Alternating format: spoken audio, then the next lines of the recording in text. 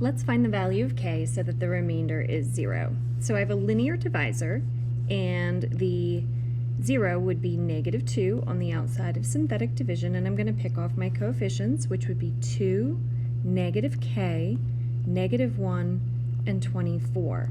So I don't know the value of k, but I'm just going to proceed with what I do know. So I'm going to bring down, I'll multiply, I will add, which gives me -k plus -4, which is -k minus 4. Now I will multiply again, which means I'm going to end up distributing, will be positive 2k plus 8. Now I add, which means I'm going to combine my constants, would be 2k plus 7. Multiply again will cause me to distribute, gives me -4k minus 14. I add, and that gives me -4k plus 10. And there's my remainder.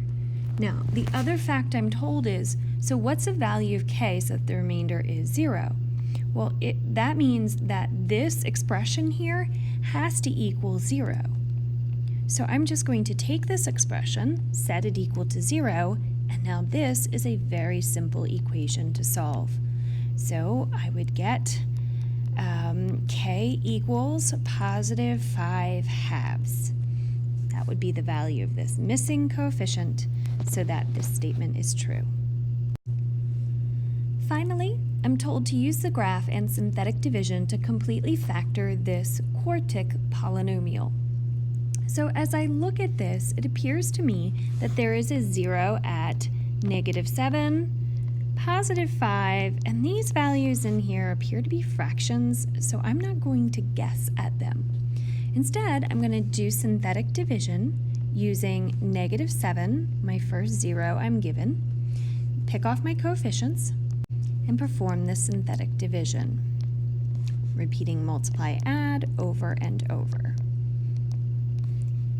406, I add, that's -12, multiply would be positive 84, add, and that's 10, multiply is -70, and I get a remainder of 0, which I should if it is indeed a 0.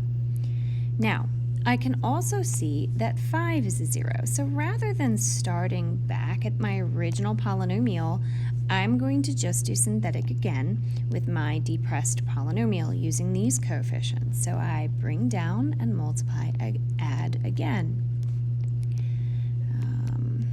Multiply is -10, and I get a remainder of 0 yet again. Again, no shocker, because what this is saying is, so those are zeros, so my factors would have been x plus 7, x minus 5, and my remaining depressed polynomial here would be constant x and x squared, so 12x squared plus 2x minus 2.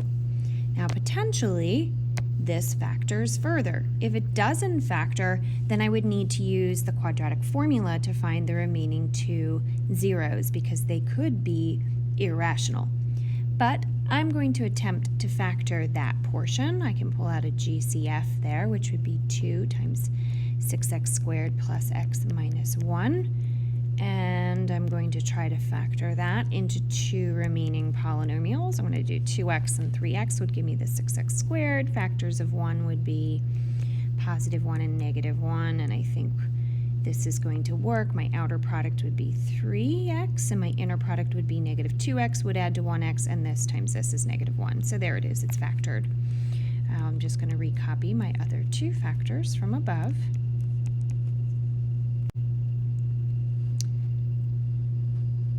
And I am told to completely factor the polynomial.